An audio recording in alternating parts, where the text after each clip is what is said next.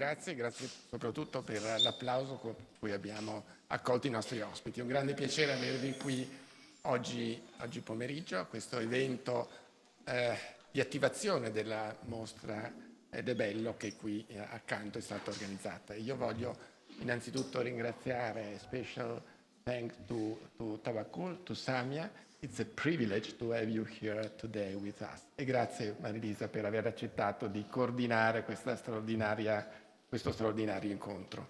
Incontro promosso dalla fondazione, dalla nostra fondazione, la Fondazione Pesenti, che come sapete proprio è stata creata, è stata costituita oltre 20 anni fa per studiare, per ricercare, per diffondere la cultura della sostenibilità, e questo abbiamo fatto in tutti questi anni. Abbiamo anche promosso questa nostra ricerca, questo nostro lavoro attraverso dei convegni. Numerosissimi sono stati, di grandissimo successo. Oggi parliamo di un tema molto specifico, parliamo di diritti, parliamo di equità, parliamo di giustizia, parliamo di pace. Sono componenti molto importanti dell'ambito sostenibilità. Nelle 3 lettere ESG, l'S proprio contiene questi temi, questi valori, questi principi. Quindi è un grande piacere essere qui con voi. Faremo degli altri convegni durante l'anno per sempre attivare questa nostra mostra. Faremo anche, esterremo qui a Bergamo un convegno specifico in ambito sostenibilità. Quest'anno abbiamo inventato un brand, un cappello Odissea Terra, e qui a giugno avremo altri ospiti che discuteranno di temi ambito sostenibilità. Altri 2 incontri con un Premio Nobel durante l'anno, a giugno e a settembre. Quindi grande piacere avervi qui, sarà un grande piacere rincontrarvi più avanti nell'anno. Grazie ancora e grazie ancora a voi.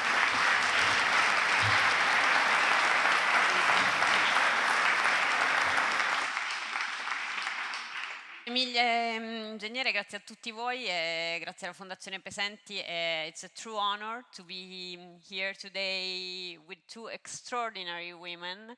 And we were saying before that maybe there is no worse time, but also no better time to talk about peace. And that's what we are going to do today. So I introduce, even if they don't need an introduction, but Tawakkol Karman won the Nobel Peace Prize in 2011 for her role in the Arab Spring in Yemen. She was there sitting in this tent in the Change Square, as it was called. And I think you got the news when you were there in the tent and people came to you saying we won the Nobel Peace Prize, because it was a community that won the prize. So you are an activist and you are an important voice for peace. And Samia Nkrumah is the daughter of the father of Ghana, the first Ghanaian president. She's a Pan-Africanist. She's also a journalist, a human rights activist, a politician. She's been the first woman leader of a party in her country. They have both lived in different countries, so they have different experience. And what I would love to start from something a little bit personal. Samia, as I said, you are the daughter of the father of Ghana, and also your father was a very important figure. So let's start from these fathers, this father's figure, why they can and should be so important as role models for their daughters, not only for their sons. Okay. Yeah? Yes. But before I start, let me just say how happy and honored I am to be in this beautiful place. And I'm happy to join all of you, and I'm also privileged to be with this very strong woman, Tawakkol, yes. And so I thank the Pesenti Foundation and the whole team for thinking of bringing a piece of Africa to you here in Bergamo, and of course our sister, who's a great woman and a role model. Now, yes, very good question. I'm the daughter of a very powerful figure, larger than life. As you heard, independence leader of Ghana, but not just. What made him very famous is that Ghana went on to help many African countries to gain independence. He famously said that the independence of Ghana is meaningless without the total liberation of African countries. So that selflessness, that vision which rests on a strong moral and ethical component is really what makes me admire our father the most. That he was a politician for 15 years and he didn't make money. He refused to own a house even. There's nothing wrong with making money, don't get me wrong. But I'm trying to say that he was a particular kind of man. He was a man who did things very differently. So I am here to represent the legacy to an extent. But when you represent something, you become it. So it's a privilege for me to be associated with a great African figure because we are longing, in Africa we are longing for leaders who will sacrifice, who will remind us of the days when, you know, when Africans did great things like overcome colonialism, apartheid, settler regimes. So it resonates with me, the sacrifice, the love, the passion. That resonates with me.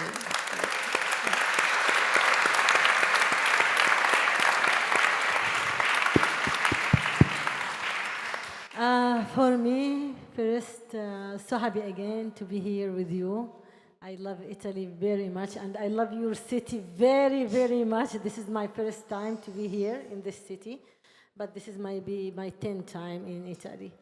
And congratulations for this cultural center, and I think this cultural center will play a very important role in development, in sustainability, and also in peace. So congratulations very much, and I'm so happy to meet with all this crowd.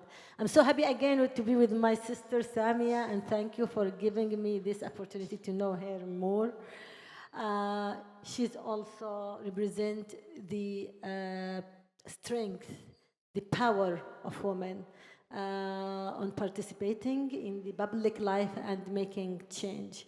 And this is exactly what my father taught me since I was a child. Since I was really, really child, my father taught me always to take initiative, to be in the front line, and to don't wait anything from anyone. I should be the one who give the service. I should be the one who solve the problem. And the most important thing that my father taught me from the day one, that also how to be educated enough, how to know laws and constitution. My father was one of the people who wrote the constitution after the revolution against the imam in Yemen, and he was the Secretary General of the first parliament in Yemen, and he was one of the founder of constitution. So the thing that my father told me how to know the constitution, how to know laws, how to save myself through using constitution and laws, and if there is any shortage in the constitution and law, how to work to fix it, how to struggle for making amendments. So I learned a lot from my father, how to be brave, how to don't accept any kind of injustice, But one day, my father wake up to have a revolutionary daughter. He said, "What? I didn't teach you to do that. I told you to be strong woman, to be brave woman, but to don't be revolutionary, because you are now calling for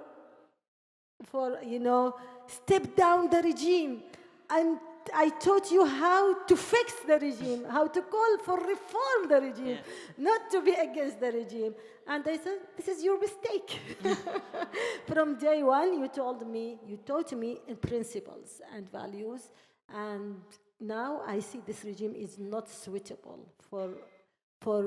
for practicing the values, for saving Yemen. So this regime is the source of all the problems in my country. And when he saw me that I am so determined on this thing and I will not give up, then he announced that he is with me in my revolution. Nice. So I'm so proud to be a Yemeni, to be a woman, and to be a daughter of my father, Tawakkol Karman. Thank you. Thank you, Tawakkol.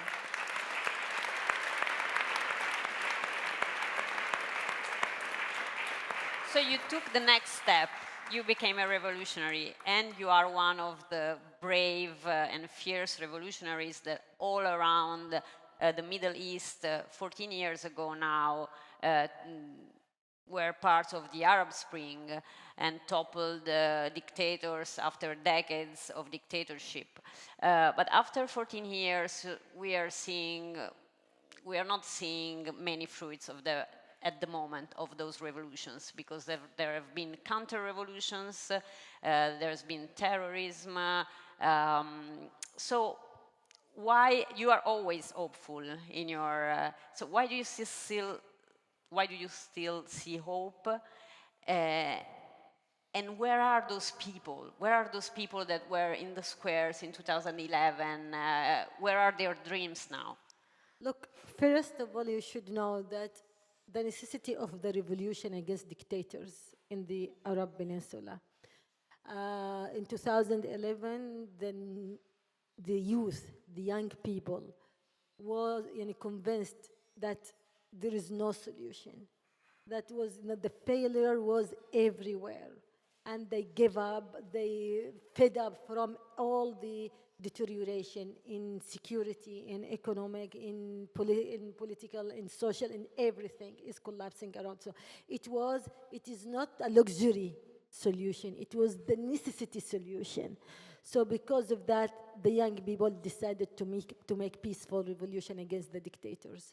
And they did a great peaceful revolution against the dictators, and they win the first battle, the first step in this battle. And look, when you talk about 14 years of the revolution, it is very, very young, age. And if you have a child that he is 14, will you say that he is old enough? He's a young person. What about a state? What about a revolution? So during 14 years old, Arab people succeeded in stepping down 7 dictators. Imagine that. 7 dictators in Egypt, in Tunis, in Yemen, in Syria, in Libya, in Sudan, in Algeria. And what is happening now, that is after every great revolution, there is counter-revolution. What we're facing now is a counter-revolution led by the regional countries. That is Iran, from one hand, Saudi Arabia, and Emirates from the other hand. So these 3 countries, which is authoritarian regimes, doesn't want democracy, freedom to prevail, and doesn't want those countries to be stable. Countries like Yemen, like Tunis, so they are the biggest country, and they want just, to be the only who, hegemony, the region. So because of that, they wage the many kinds of counter-revolution in our countries. They supported military coup in Egypt. They supported Houthi militia in Yemen. They waged war in Yemen. They supported terrorism in Syria, etc., etc. But where is the people? The people who waged the peaceful revolution in 2011 are the same people who are still now working, struggling, sacrificing for their revolution. We're still in the revolution. We didn't stop it. It's a continuous act. But there is challenges. There is outsiders who doesn't want us to prevail, who doesn't want us, to win this battle. But people are there. People like me. Do you see me? Did I lose my hope or believe or give up? Or I said, oh no, I have to stay in my home and just raise my hand. My children, why they really need me, so I don't want, okay, we lose. No, we didn't say that. There is some people who lose some, hope because the situation, but the majority of people, they are sad of what is happening now, but they know that we didn't cause it. This cause that you see it, the civil war, the terrorism, it's the reason of the counter-revolution who collapsed the outcome of the revolution. But people continue their struggle and will not give up, didn't give up, and will not give up. And this is the battle of freedom. And Italy know how biggest price you paid for your freedom.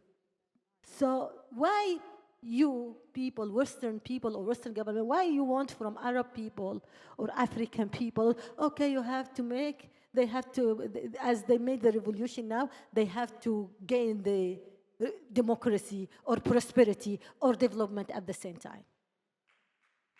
This is insane. So it takes time, and we are in it to win it. Thank you.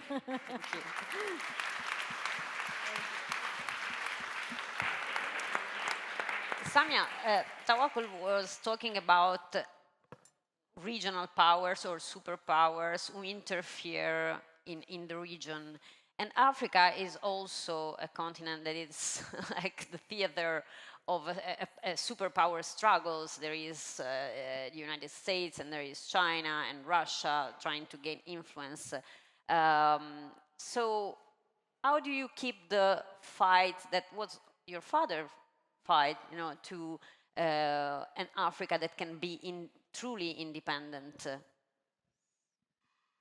Yes, absolutely.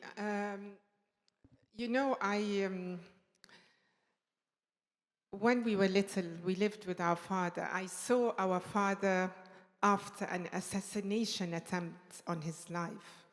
I saw our father walking into our house covered in blood. We lived through the coup d'etat that toppled our father's government. We were lucky. If our mother was not an Egyptian, maybe we could not have left the country alive. So we lived through some turbulence personally. And that, of course, made me think hard.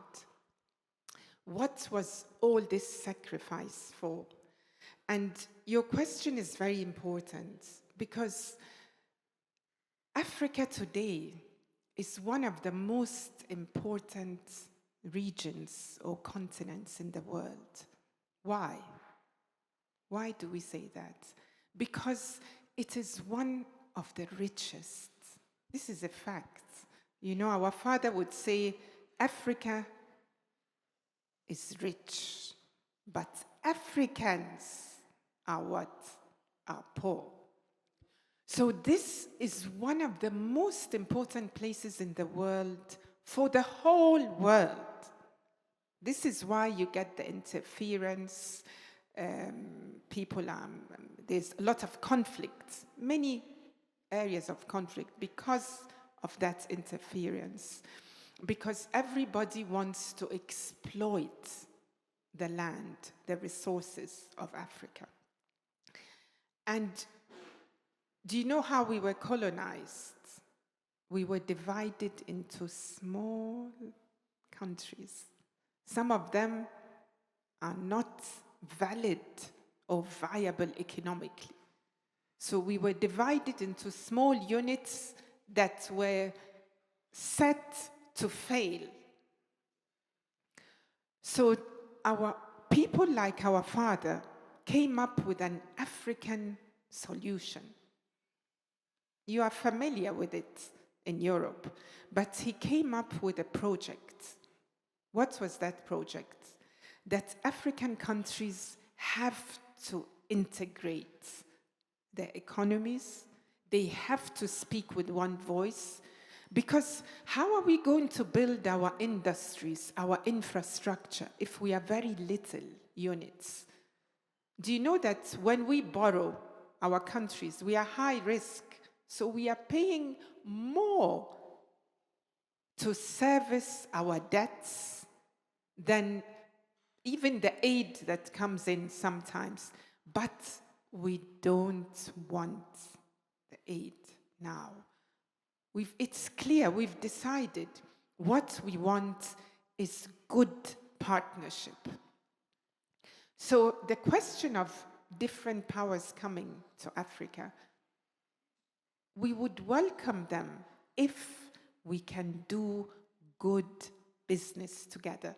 And what is good business? It's when we respect each other, when we talk to each other on an equal footing, as equals.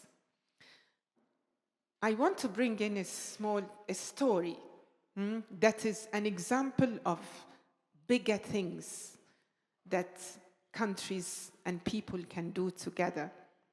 Since we are in Italy here, I want to speak a little about the friendship between our father, Kwame Nkrumah, and one of the illustrious sons of Italy, Enrico Mattei, the founder of ENI.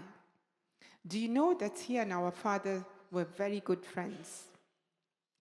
And through his efforts, we had our first refinery. Through his efforts, we had the first collaboration between Italy and Ghana. And through his efforts, we got Impregilo to build our biggest project till today. It is called the Akosombo Dam. It's a huge dam now we found oil in Ghana, but till a few years ago, we relied for energy, for electricity, for power on that dam, the Akosombo Dam. And it created the biggest man-made lake in the whole world in the 60s. So just to give you an idea, it was a massive project. But the strength of these projects was what? A friendship between two men from different cultures, who spoke different languages, who maybe even didn't agree on everything politically, but they found what? Common ground. So for us in Africa, we call Enrico Mattei friend of Africa. And our father used to say, this is a good example of a partnership built on what? On mutual respect. And that can only come from listening to each other, knowing each other, becoming friends with each other. So one of our biggest problems in Africa today is because the big superpowers don't always listen to us. They want to, as Tawakkol said, tell us what to do rather than listen to us, because every continent, every people have a specific context, a specific situation. But the time for me, what I'm very happy to tell other people who are not from Africa is now the responsibility is on us Africans to unite and speak with one voice. We want your friendship. We want to do business with you, but we want to do business as equals. So the duty is on us. We fought, we've seen our leaders killed. In many instances, foreign interference divided us. But now I think we agree that the time has come for us to go back, to listen to what our elders were saying and get our act together through the unity project. Nothing is going to save Africa more than this.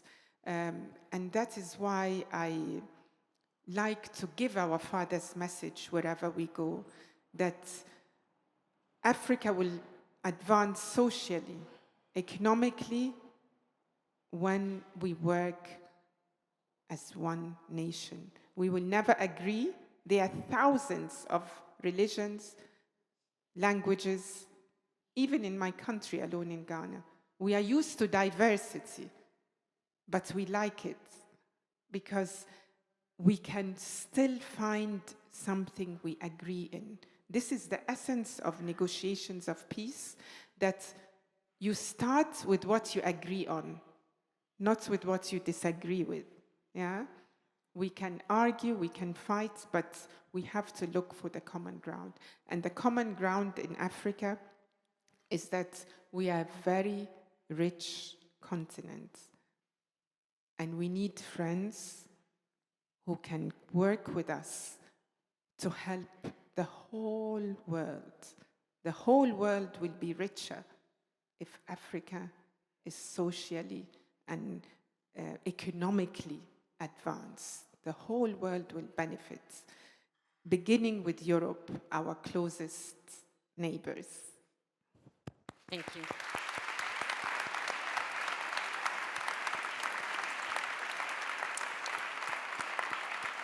Tawakkol, I want to add something to my Yeah. sister Samia. I agree on all things that she said, especially about the role of African people, Arab people, Latin people, European people, everywhere, to unite for their humanity, for their principles, for the benefit of their countries. But talking about Africa and Arab and also Latin America, that the countries that really suffer from, poverty, from wars, from conflict, it needs something else in addition of the rule of people, which is very important. It is the rule of the international community, the rule of the superpowers, the rule of especially the Western countries. Now, the division, one of the questions today, one of the journalists asked me that he said that, or she said that, Tawakkol, you suffer from the division inside Arab people and inside Muslim people. You are Sunni and Shi'i. The war is between Sunni and Shi'i. I told her, no, it is not like that. This is the definition of the war, of the root war, the war roots from the dictatorship, from the tyrannies. No, it is not that. The battle in our countries is between the authoritarian regime, between the dictatorship and the countries, the superpowers who support them, and the people who want freedom and democracy.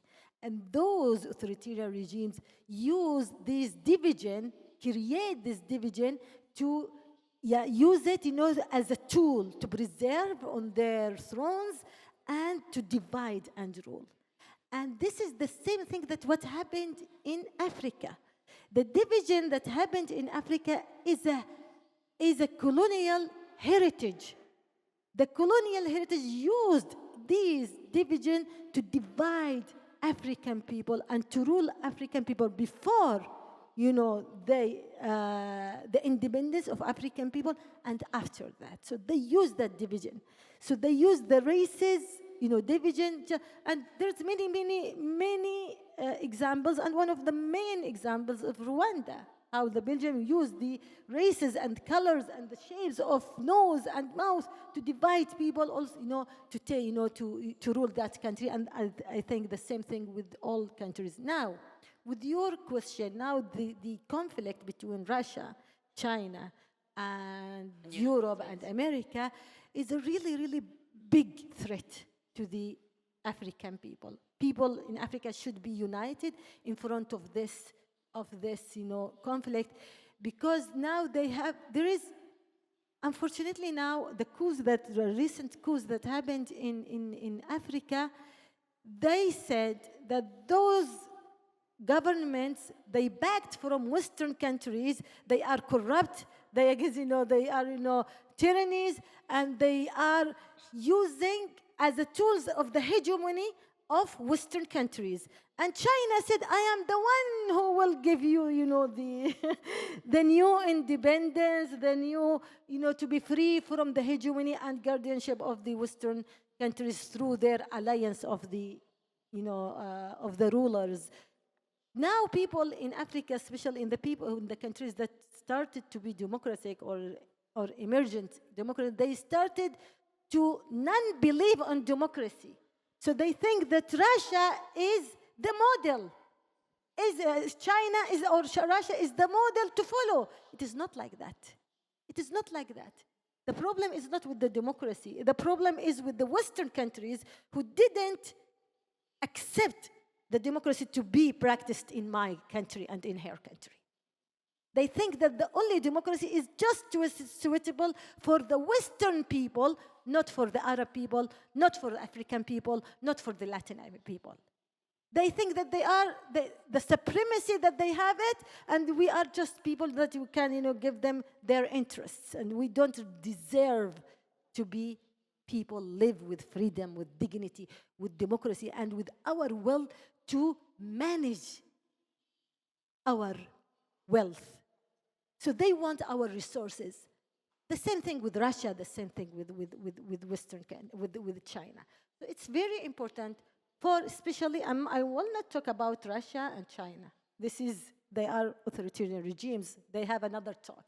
Talking about Western governments, that they have to wake up, because they are starting now to lose their benefits and interests. They started with losing their values and principles, and now they started to lose their alliance. They started to use their alliances in our countries because no longer we don't believe on their values, because they don't act it. I know it's a bit tiring to to talk all the time about Donald Trump, but we have to. And it was interesting because when he traveled to the Middle East last week, he did this speech that was the closest thing to a kind of manifesto of his ideology that I've ever listened to. And on the one hand, he said something that could sound even from a left-wing politician in a Western country. Like, we don't stop with nation building abroad. We don't need to give lessons to other countries on how they should live and be ruled. So on the one hand, it seemed like to go against American diplomacy of the last 40 years, neoconservatism, Bush, Iraq, Afghanistan, etc. On the other hand, his idea is money, money, money, making deals through interest and money and no room for any values. So what do you think about that for both of you? Because there was also, we can talk about it later, also the meeting in the Oval Office with Ramaphosa from South Africa with this unbelievable show of fake news live in the Oval Office.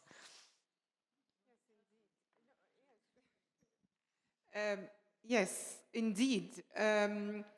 Now, it is a fact that African countries have to deal with superpowers. You see, we have to deal with them somehow. We have to deal with Trump. We have to deal with different governments, whether we agree with them or not, whether we like them or not. And we have to do that through diplomacy. The reality is we have to do that through diplomatic means.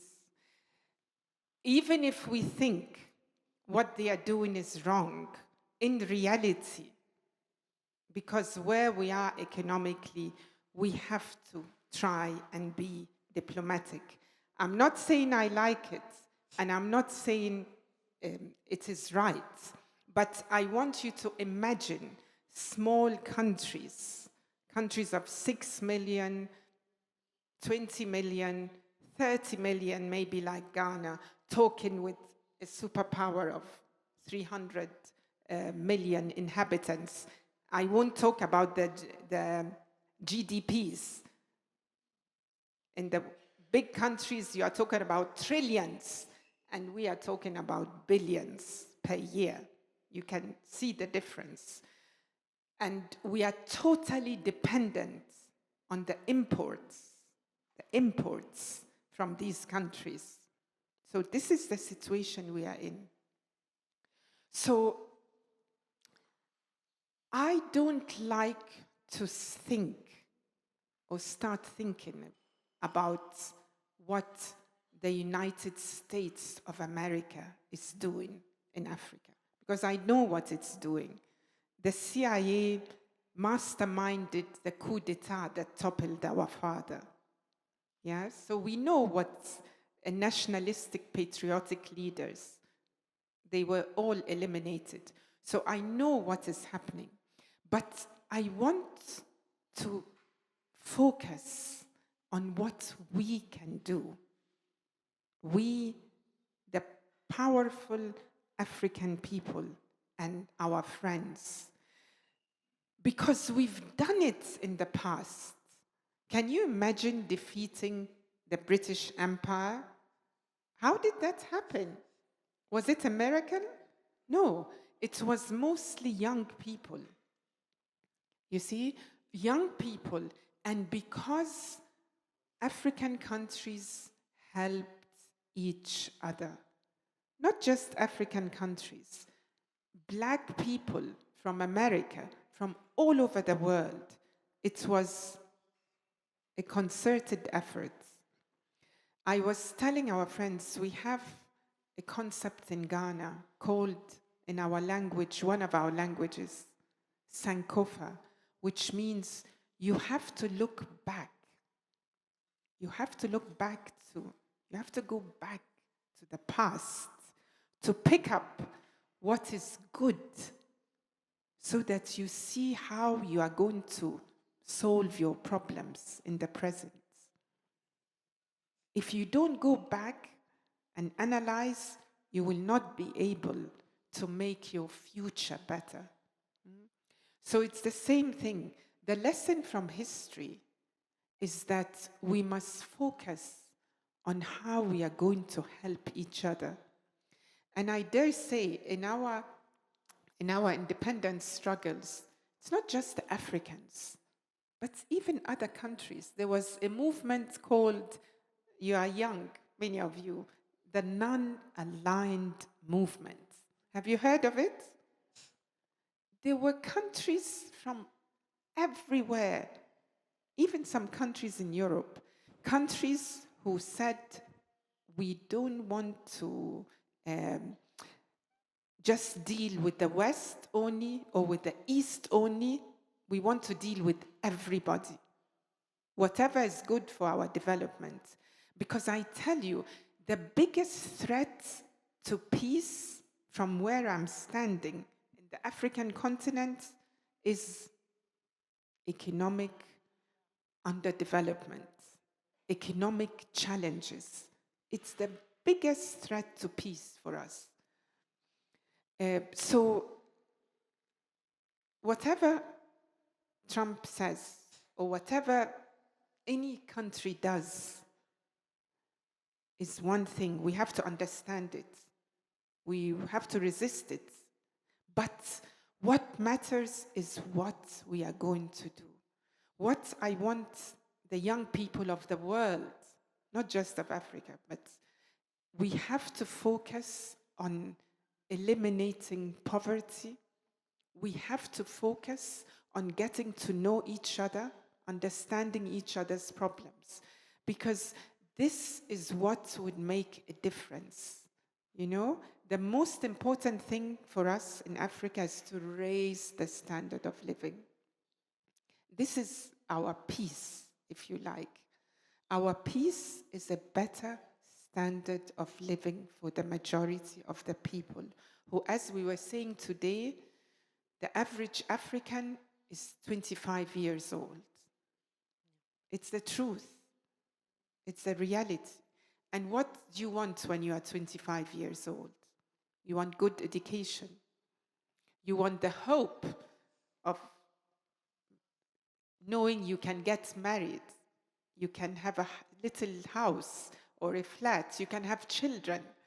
If you take that away, that hope from a 25-year-old, what do you have? What do you have? You have conflict. You have dissatisfaction. You have depression. So the biggest thing we are thinking about is how we are going to give a better life to the millions of 25-year-olds in our country. And I can assure you, if things are better in our countries, we will not come here. Nobody's going to. It's not that we don't love you. We love your food. We love, yes, we want you to come. We want to do business with you. But nobody would leave their familiar situation and circumstances and even sacrifice their life to go and work in another country if things are good at home. So let us focus. Let us put our heads together and think. I would like to know what Italy is going to do with Africa, with Ghana, with Togo. I want to think about that more than of what Trump said and did, you know? The whole world is seeing it, but this is what I'm thinking about day and night. What are we going to do? How can we improve the living conditions of our people? Thank you.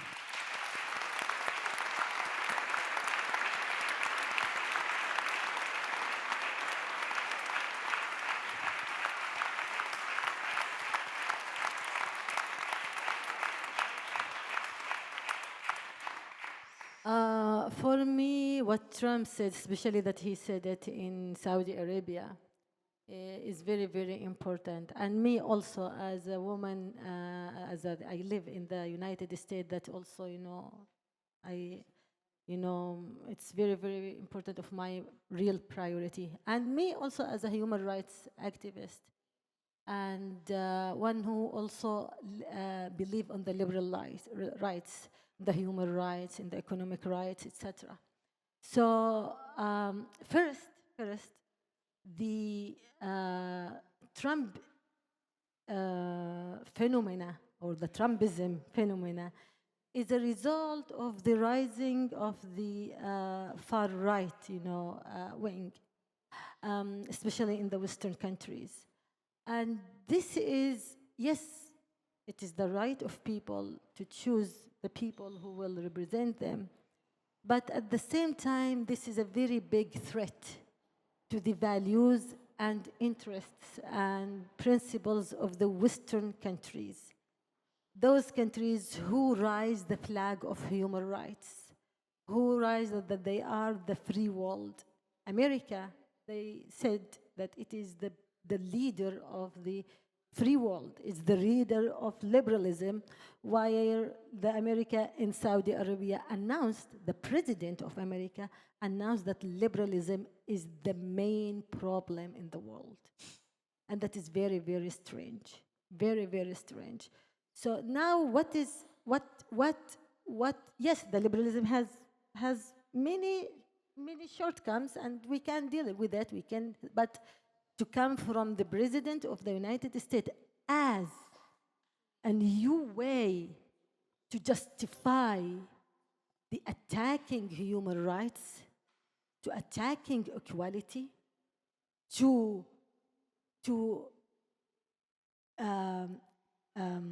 embrace the greed capitalism, and also to embrace the authoritarian regimes and those rich people who doesn't take account on the other people. I live in the United States and I see the people, how they suffer really from lack of services. They really need a real good health insurance. They really need their rights to education. The suffering is no longer just in my country or in America, in Arab region or in Africa. In America itself, there is a very big now battle. In addition to the battle that they are, struggling for, which is the equality, which is, the needs of people to have access to the equal, health care, insurance, or right to the education, etc., etc. Now the democracy itself, the institutions itself is under threat in the United States. The unification of the United States also under threat because this division that used now by these extremists will lead to the chaos in the United States. And I hope that will not it will not happen in the United States because I love United States as a country, as a state, as a people. And I want United States to be better. I want their greed, their collapse, their invasion, their bad policies to stop, not to collapse. And the same thing with you people here in Italy and Western countries. You have to take care about yourself. You have to take care about your states because you are really under threat. With this now, there is a movement, there is a trend that democracy is not good, that maybe the model of China there is a very big question. Okay, there is stability in China. So why don't we go talk this model? No, we are talking about social justice. We want social justice. We want economic equality, yes, but we don't want dictatorship. And anyone took China and Russia as a model, they don't know enough. They are either ignorant, stupid, or how can we describe them?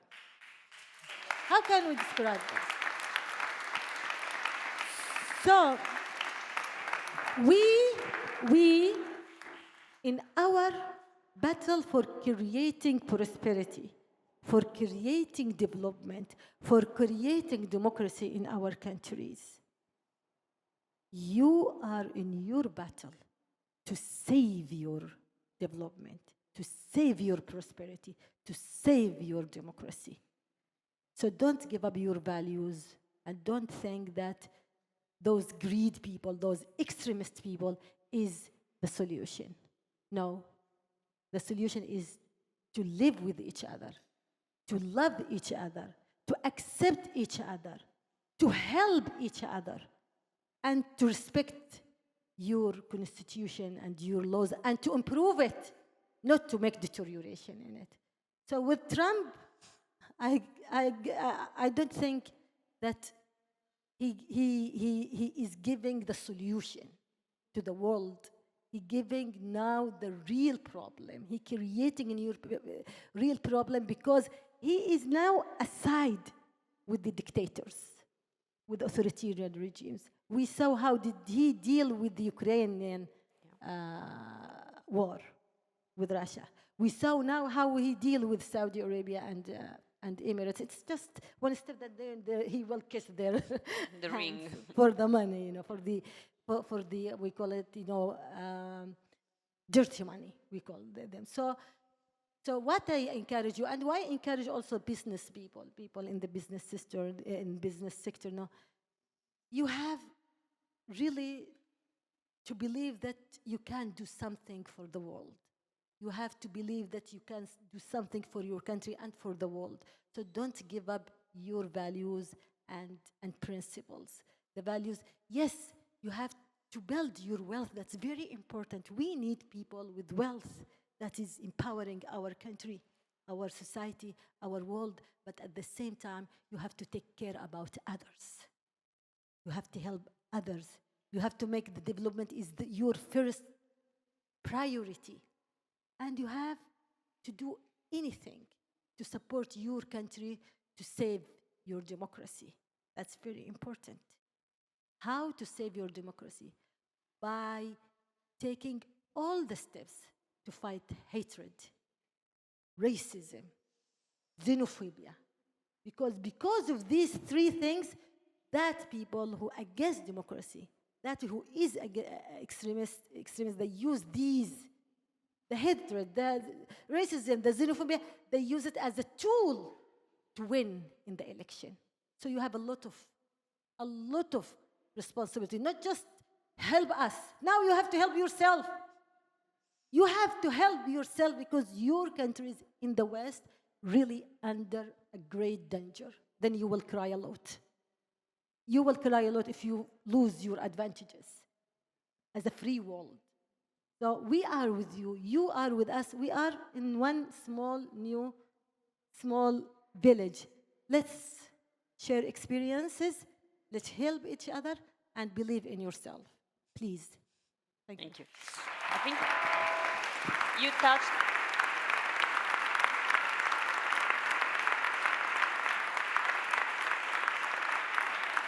You touched a really, really important point. I think it's the issue of our times. There are so many people that think that democracy is outdated, is not efficient, and so there is this huge threat. So I wanted to ask you, and to you in particular, because I don't know if you're still on the board of Meta or you were on the board of Meta, so about your experience there, because one of the places of the public squares where that hatred, that xenophobia grows and gets spread are the social media, unfortunately. And also, from your point of view, because I remember in 2011 that we saw Twitter like a tool for the Arab Spring. We were sure that it was a tool for democracy, for liberty, for freedom. And now we are seeing more and more social media as a tool of hatred. Look, first of all, the revolution in technology is absolutely came for the benefit of the people.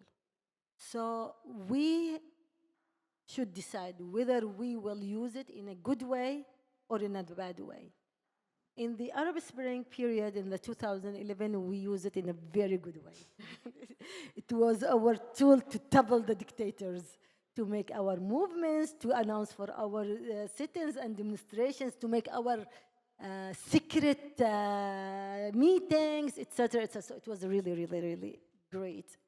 And we were very clever, and we used it before the authoritarian regime knew what is happening. So we were, we were maybe 10 steps before they know them. They were really in the back in this field. Then they started to study, okay, what's happening? What's happening? How do people could manage all these people, all this, how could they organize, how could they use the pages, how could they not just use it inside the country, also, gather and, make, very big, alliances around the world. It's because of the social media. Then they started to use it. And they started to build their operational rooms. We call it the electronic flies. They just those electronic rooms just to attack the human rights defenders, the activists, the leaders, the journalists, the people, even anyone who use his voice to to make any criticize, and also to make rumors, to spread misinformation. So, and also to use it in the election, and also in the sit-ins, etc. So they use it very well. They use it very well. Now, what is the solution? What is the solution now? There is two things. There is people, individual people who use it for rumors, for spreading, misinformation. For me, I think this is not big deal. It's individuals, people, so you can, but the big deal when it is an organized campaign. And this is mostly come from those governments, entities, and this is the big problem. So me as the member of the International Oversight Board of Facebook and Instagram, we are trying to deal with these things, making policies, advices to Meta on this regard, and playing a role as a judge on some cases and contents. And if they close the contents or they remove the contents or remain it or close pages. So we have weekly meeting to discuss some cases and in addition to the policy. So this is our rule as a oversight board. But also there is a rule with the big tech companies that they have to make a very rule mechanisms to fight. The first one is the fake accounts who spread these things, and also how to face the misinformation, and also how to face the governments who follow or who use to attack people or to prison people. So also there is this second duty, which is the biggest duty for the big tech, and the third one, which is our rule as a people who must use these platforms for the good missions, for many things. So first, didn't give up, didn't frustrate, because there is a lot of, especially the young people, some of them started to lose hope, especially after the bullying, so they came to frustrated. And the most important thing, which is to be skeptical on the information that you read. This is very important. You have to search, to look for the resources, to be sure on what is happening. That is very important. Doesn't mean that the solution to leave these platforms. No, you have to make your son, your grandson, yourself, to be immune from this misinformation and to use it in a good way. That is very, very important. Otherwise, if you leave this platform, that means the bad people will use it, and the bad people will make the narrative of. And thanks to the social media, who really taught and tell the people what is the reality that is happening now in Gaza. What is the reality? How it's the ugly occupation is committed, an ugly genocide, daily genocide against people in Palestine. Absolutely.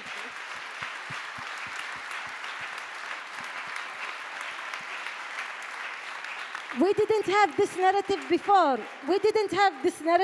There was just one narrative, just one. And now people, most of them, they are not just Muslim or Arab, they are American, Italian, European, Christian, even Jewish people. Oh my God, thanks to them. There is a lot of Jewish people, just especially in America. They lead a very big awareness campaign in social media against this. So they're not in my name. That big campaign the Jews did in America, not in my name. So I agree 100% with this, that we actually need social media, we need technology, we need information, and we need to spread the culture of what we believe in, our convictions. So you're absolutely right that it is a good thing. Thank God for social media, because it has opened people's eyes to what some of us who have traveled to the Palestinian territories, we've seen it with our own eyes. But now the whole world have seen it. So I agree with you.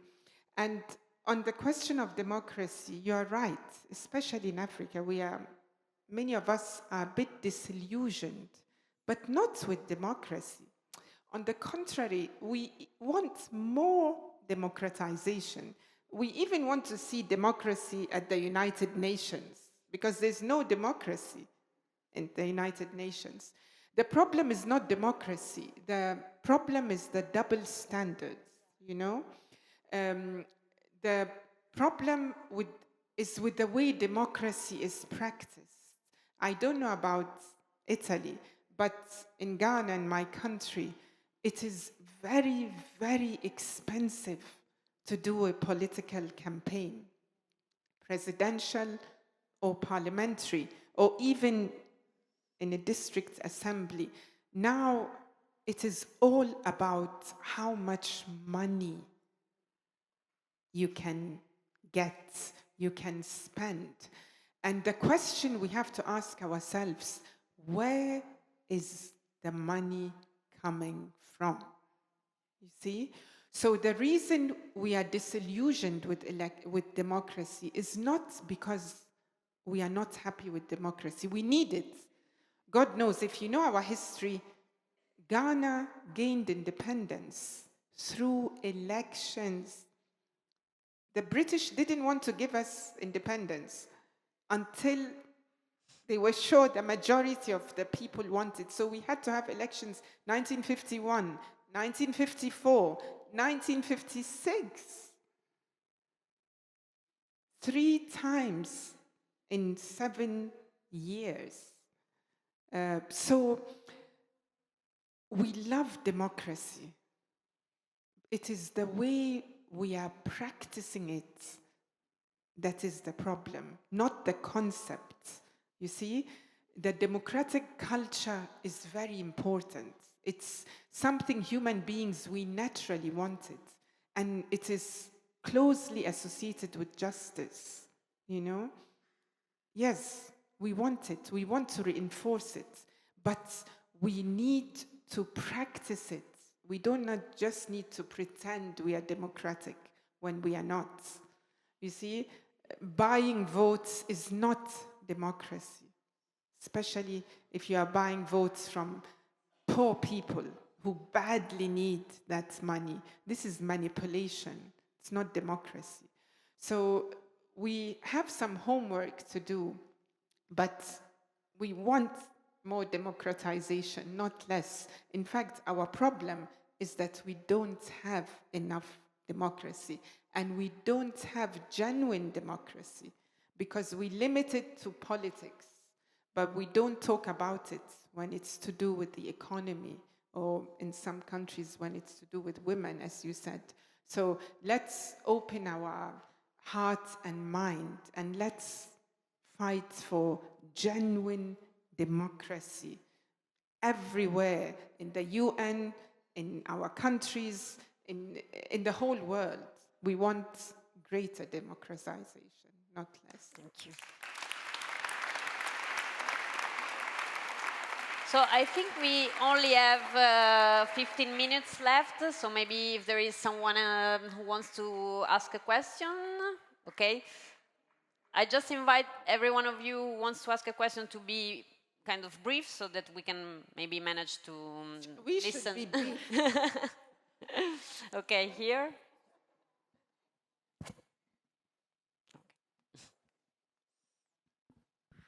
First of all, thank you both for coming to this beautiful city and Medase. My name is Geneva. I was born and raised in this country and in this very city. I'm originally from Mali and Senegal. And I wanted to ask Samia, what do you think about the Sahelian states that are creating this alliance? What are your hopes and what are your fears, especially in terms of possible retaliation from the superpowers? Thank you. I'll try and be brief, but this is actually... It's a very yes, this big is question. Yes, I'll try hard.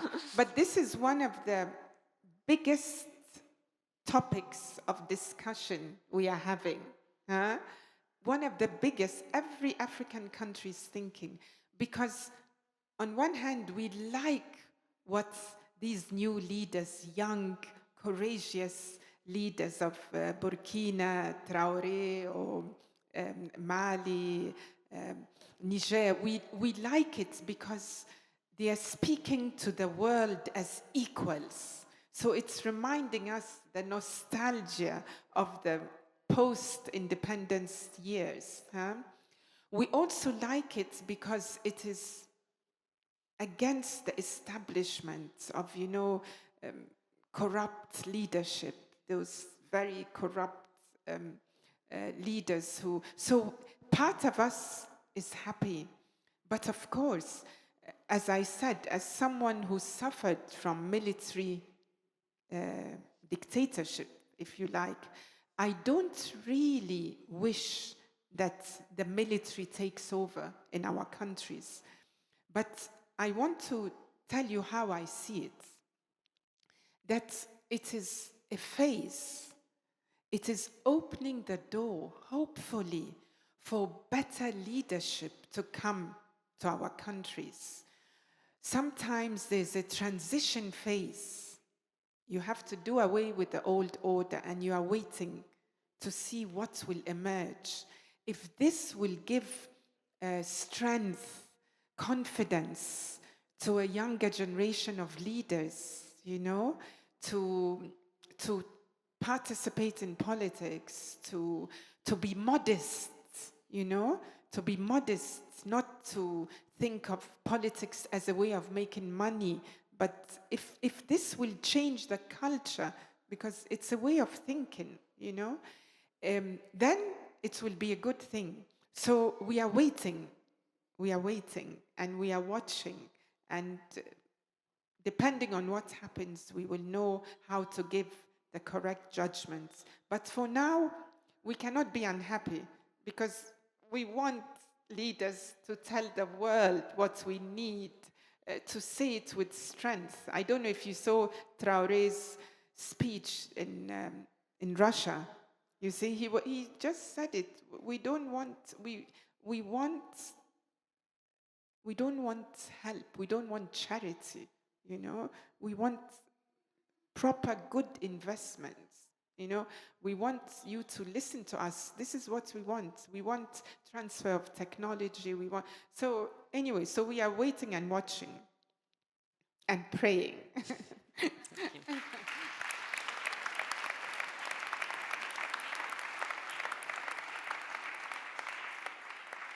Someone else? Yeah, over there.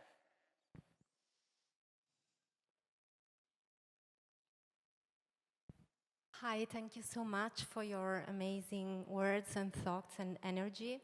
I wanted to ask you, you both mentioned the importance to build together, to think together, and to come together to raise some opportunity for people and maybe both our continents. So my question is, can we consider these practices of doing together an opportunity for repairing our past and maybe our present for the future? Thank you very much. Okay.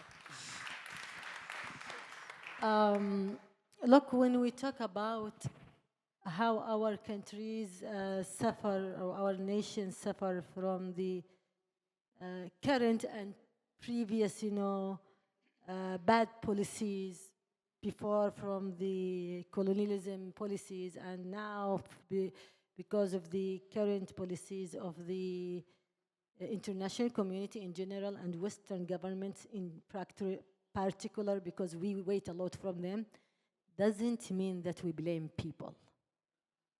No, we don't blame people. We don't blame good organizations, media, etc. We blame the policies, the governments. And when we raise our voices, we raise that not just for us, it's for them. It's for them. When we talk to governments in the Western, you have to wake up and to fix your policies toward the world, especially our countries.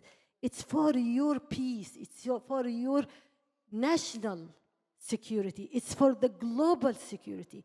So it is yes, if you talk about the governments, yes, we need them to repair their mistakes for their sake and for our sake. And for people, we didn't blame you. We tell you that you have to play more effort to watch your governments, to hold them accountable, to don't allow them to make mistakes again.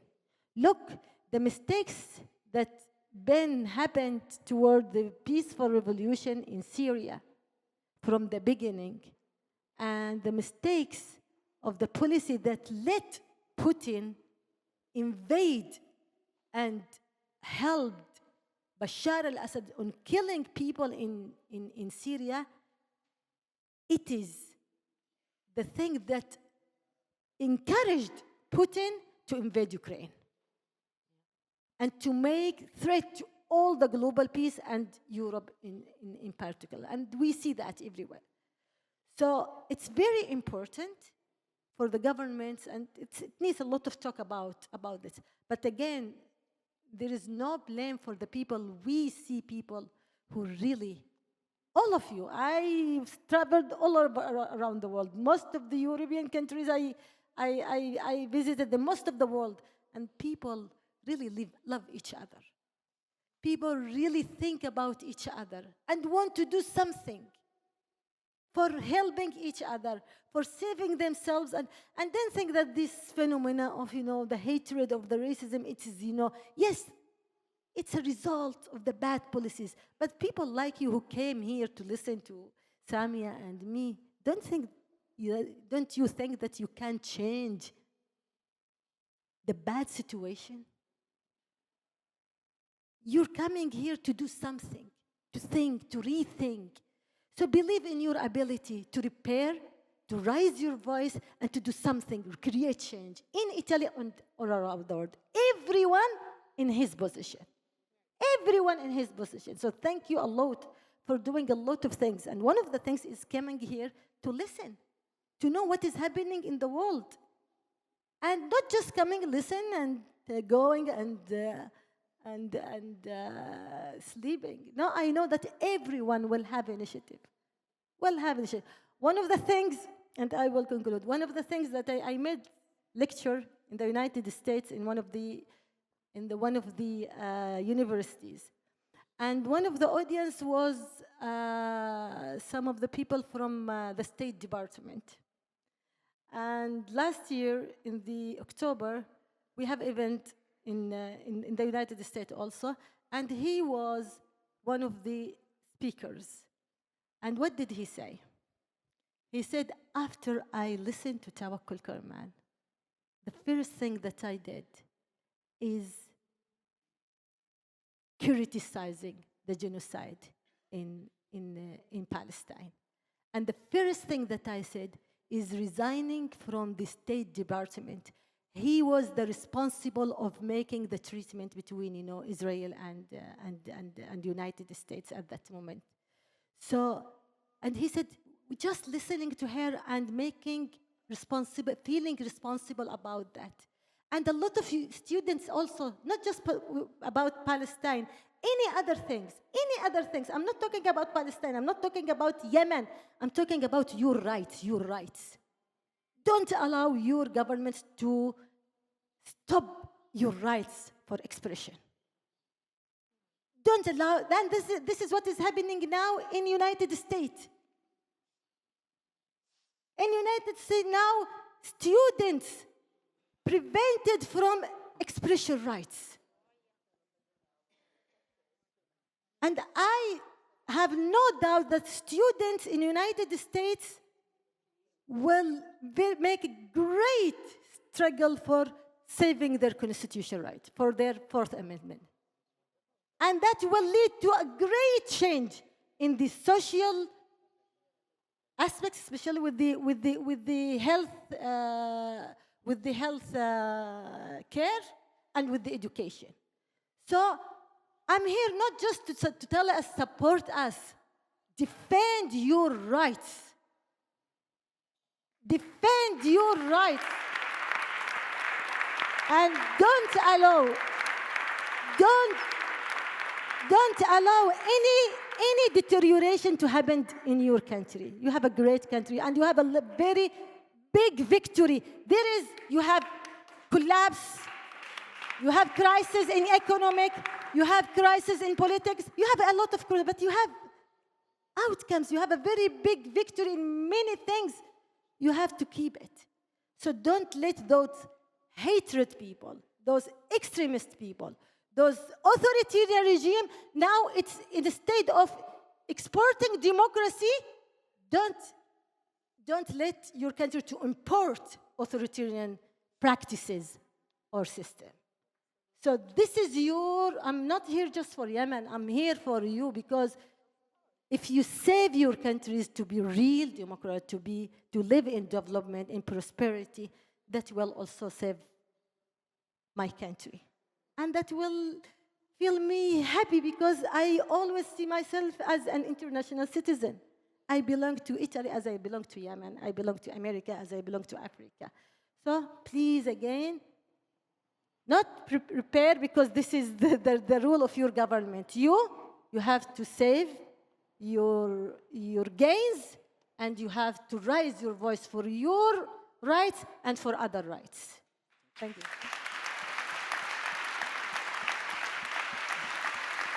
Se c'è qualcuno che vuole anche fare una domanda in italiano, posso tradurla, quindi non vi sentiate inibiti dall'inglese, diciamo, se c'è qualcuno che vuole... Come? The condition of women in Yemen and in Ghana, I think. Okay. In Ghana, I mean, we have a long tradition of having very strong women in almost every aspect of life. Yes, but even in business, trading, even before colonialism, but women were very instrumental in the independence struggle.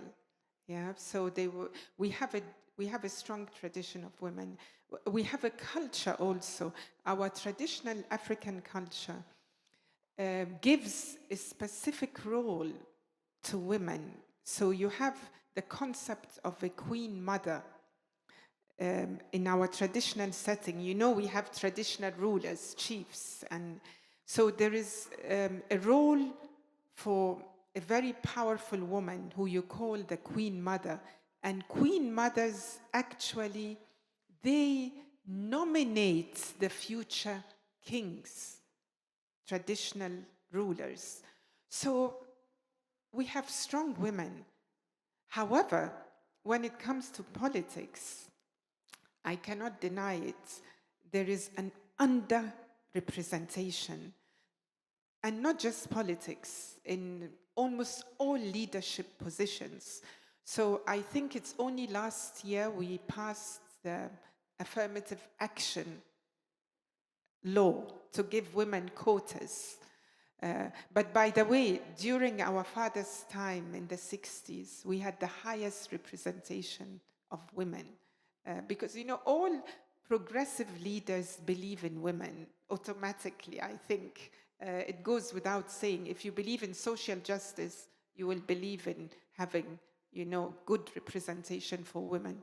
But to answer your question, there is still a lot of work to do to have women at the leadership position. I don't know if you heard of Namibia, a country called Namibia. Recently, there's a woman president, and she has a woman vice president, and 9 of her ministers are women. So it's one of those things that gives you some hope. We are not saying that we don't want to see men. We believe we are equal. What a man can do, a woman can do. What a woman can do, a man can do. But it's just to adjust the balance in the world. There is, I think we need to do some more work, because we need more compassion in the world. I think more than anything else, we need compassion.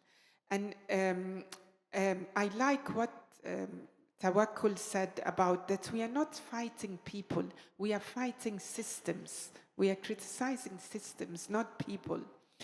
But one of the strongest forces that we have at hand is, cultural diplomacy.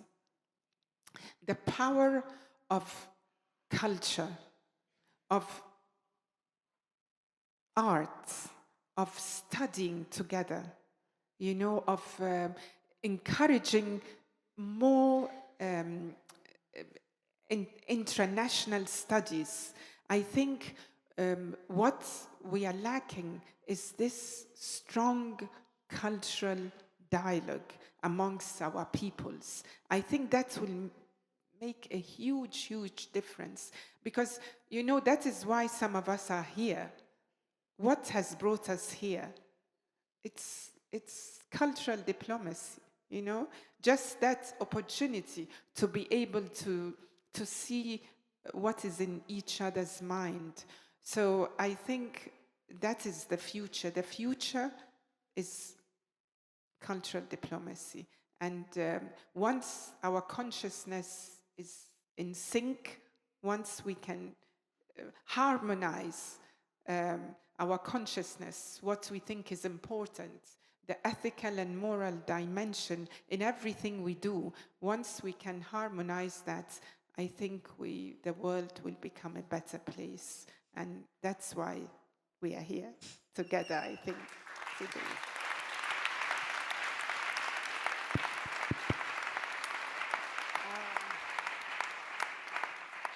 For me, before the revolution, my main struggle was with expression rights, but also my other struggle was with women's rights. So there was a very big conversation, struggle that we need as a woman to give us, please, 30% seats in the parliament. Please make amendment in the law that prevent the child marriage. Please force for the make the education mandatory, etc., etc. So there is a lot of things that we, as a woman, movements were struggle for, but nothing happened. Asking, and as also the other things, please stop human rights violation, please stop expression rights violation, please stop wars, please stop terrorism, because the dictator was the one who support and finance terrorism in my country, and this is another story, but you have to put it in your head here, and you have to search about how the link between terrorism and dictatorship, how the dictators use terrorism as a tool to blackmail the Western governments and also to attack their opponents. Okay? So, etc., etc. So, and one of the meetings that I always talk about it, and I'm so proud of it, that the Helen Clark visited us in Yemen, and she was the head of the UNDP. And she gathered most of the women in my country and asked us, okay, what do you want? So every woman said 1, 2, 3, 4, 5, 6. And I told her that was at the beginning of the revolution. I was alone as a woman with some students. I told her, do you know, I will not tell you what I want from this government. The only thing that I will guarantee that we will give women all their rights that we were asked for years and years, the only way is this dictator has to leave the power. Because when he leaves the power, we will be able to write it in the constitution. We will be able to write it in the law. So we will not just asking, we will be part of it. And that is exactly what happened. He used women before as a decor, but we participated in the peaceful revolution as a leader, which is the main and the most difficult and the most important and the most noble rule of women, to be a leader in the revolution. And in the transitional period, we wrote in our draft of constitution 30% for women in every institutions of the country. In the Judaism and judicial system, in parliament, we wrote it 30%. We imposed the age of child marriage with 18 years old. We made a lot of rights, even with the accountability expression, we wrote it. So we made it. So this is the rule of women. This is the rule. We created the change, and when we win it, we did it. We did what we was, calling for. But look, being with the women, and I will end this, supporting women and asking women asking us about, what about women's rights? The question should be, what about women's struggle? How can we support women's struggle and issues? The problem is when woman was in the prison and was raped, 100,000 of women was raped in Bashar al-Assad prisons, no one listened to them. So identifying the women's rights, just seats in the parliament, which is very important, is the biggest mistake. Women's rights is women to be in the leadership, in the very strong position, effective position, as a real person who can manage, who can lead, not as a decor. And at the same time, listening to them. What about women in many countries in the prison? Nobody talk about them. Nobody talk about our struggle against dictators, our struggle against poverty. This is our struggle, women. So our definition about women's rights is not just our seats, which is very important. This is just one right that we work, our position as a leaders. But it's our battle against corruption, against dictatorship, against occupation, and against poverty. This is our battle. So women everywhere who fight for their freedom, you have to be with them. You have to listen to them, and to have to be part of their struggle in this situation. Thank you. Love you so much. And we are today with two extraordinary women. So thank you so much for your time. It was a great honor being with you. Grazie ancora alla Fondazione Pesenti, a tutti voi.